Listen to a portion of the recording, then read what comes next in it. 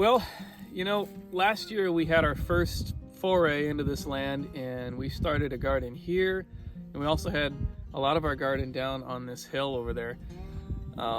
If we'd have done it differently, we would have just done all our gardens here and focused on this one plot of land. The soil's better, it's flatter, you don't have to deal with rushing water coming down a hill. So many advantages. So lesson learned on that. We did actually grow a lot of stuff here last year. We had a lot of vegetables, we had corn, we had pumpkins, but we're focusing everything here. In fact, you know, I think we probably could have put our greenhouse up here too. It wouldn't have hurt me a bit, but lesson learned, as I said. One thing we want to do is we want to kind of rotate where we put our crops. So last year we had pumpkins all the way down at the end, we had corn kind of in the middle, and then we had a lot of other odds and ends through here. This year, who knows, maybe we'll put the pumpkin in the middle or pumpkin down here, or maybe off to the side or something like that.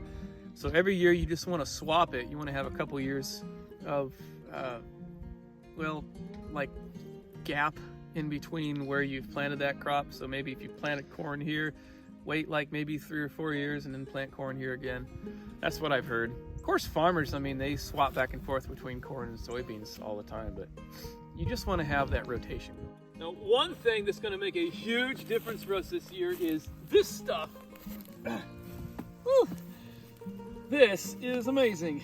This is a 6-foot wide roll of landscape fabric. It's 300 feet long, and it's got pre-punched holes in it. It's beautiful. And the holes are about, I don't know, 12 to 14 inches apart. This is amazing. I cannot wait to do this. We're going to be rolling it out in long rows and putting these staples down into the ground, and then just planting all our plants in those holes. It's going to be incredible. Gonna love it. It's gonna cut down on weeds. The weeds can't grow through it. Very minimal weeding, just in those little holes. The few that poke up, you pull them out and you're good. Really, really excited. That's how we're gonna be doing the vast majority of our gardening this year. It's very important to us to actually be able to do this without weeds going bonkers on us. So, really excited about that. Now, one more thing we need to do is to get this tilled up. So we've got a friend of ours who's got a tractor and a tiller. I'm going to be borrowing that from him and maybe trading some work with him so I can use that. We're going to till up this whole area basically. One thing I could have done last year and I didn't was I could have put the shade, or what do you call it? The ground cover?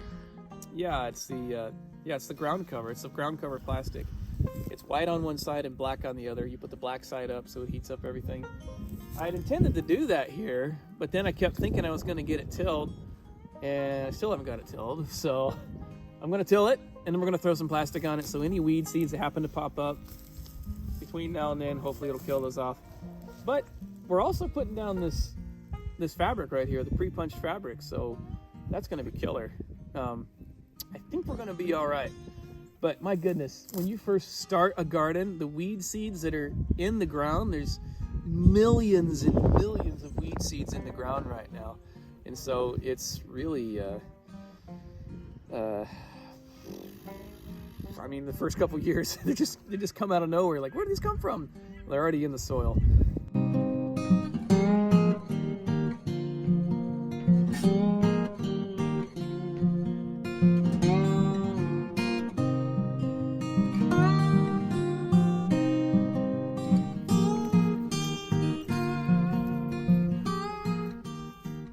So a big part of planting your garden is figuring out what seeds you need. So we bought a few here, and just a few. We didn't need that many, did we, babe? Well, depends who you ask. We've got we only have gobs and like gobs of seeds. It's ridiculous. Here. So we didn't need much. Indeed. So figure out things that you love to eat, and plant those. And then, I don't know, maybe 20 or 25% of your seeds could be experimental, something like that. But just plant things that you know you love to eat, your family loves to eat. Start with that, and then you can grow it as your palate expands. Yeah, we used a garden planner this year. I went ahead and made some spreadsheets and a garden planner for us, and it's been great. I put it up on Etsy, but it's going to be available free in February. So I'll put the link down in the description. That's right. Now, we like to start with a good organic, fluffy seed starter material like this. In the past, what we've done is we just shook it into the cells, the planting cells, and then we planted our seeds and we took this mister and spurted water on it. And one thing I didn't like about that method sometimes is that the water would bead up on the surface and it wouldn't like wet in real good. So now what we do is we use the same seed starter and add a little bit of water like that, and then kind of mix it in and mix it until it almost turns into like a brownie kind of consistency. Nice thing about that is that it pre-wets everything so that the water doesn't bead up on it. It's already nice and moist all the way down. There won't be any dry spots. We really like that a lot. Now, I'm showing you with the planting cells right here, but we are actually converting to soil seed blockers, which we're going to show you about that in another video. But because that's not in yet, we're going to show you how we do cells. And it's okay to plant with cells. We've done it for years. We think the soil seed blocker is going to be a better option for us. But anyway, that looks pretty good. Looks like I chose about the right amount of water. It's nice and moist. You squeeze it, maybe a few drops of water come out of it. That sounds good. So,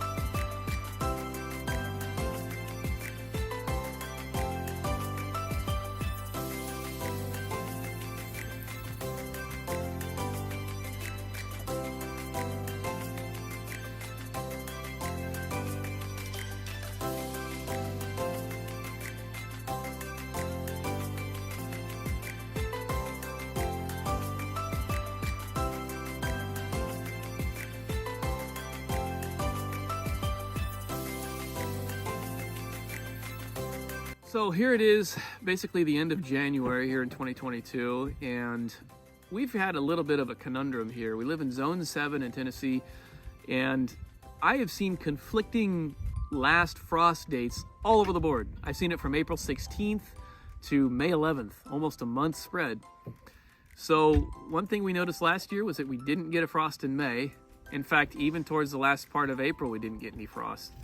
So what we're going to do is just take a gamble on that and try to figure that by the end of April, things will be frost-free. And if not, we'll have to throw blankets and sheets on it, I guess. But you might be asking, what would we be starting so early? Well, there's actually a lot of things you can start right now, a few months before the last frost. One of those things would be peppers. Now, these are Cubanellis, and I can go ahead and plant these right now.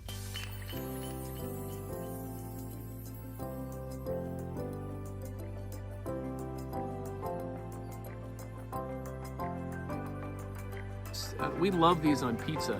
It's just fantastic. So I will, and they're really tiny seeds. Really tiny. For peppers anyway. And so, 2 or 3 seeds per hole.